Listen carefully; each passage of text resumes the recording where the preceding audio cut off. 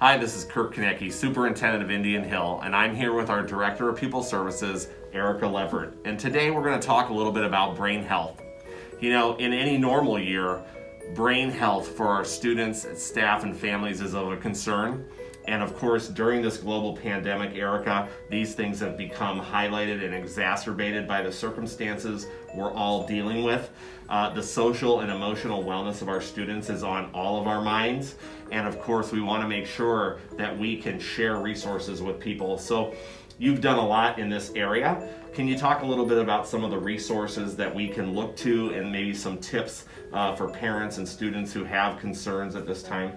Yeah, absolutely. I think the holidays compounded with the pandemic definitely present new challenges for families. I think parents should be on the lookout for any change in their students' behavior, their child's behavior. So if your kiddo is typically super talkative and they become super quiet, that might be a red flag to you.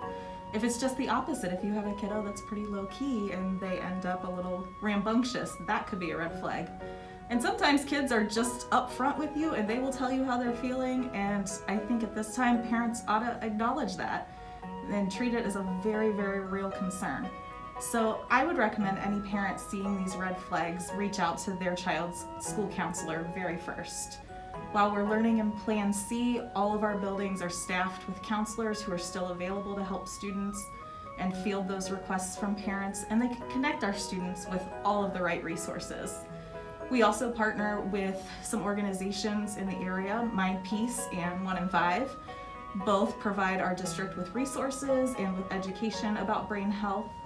And on top of all of this, we have mental health therapists from Cincinnati Children's in all of our buildings. So parents can really access kind of the outpatient services that their students need right within the school setting. That's really important. Our educational partners and our internal staff are here to help, and all it takes is a phone call or an email away, and we will be responsive to the needs of our students and families. I think moving forward, we all want to keep in mind during this time the trauma that we're all experiencing, and that trauma-informed care is a priority here at Indian Hill. You have a blog that people can look to. There are links to resources that we have shared, and we'll continue to share those along with our partners as we move forward.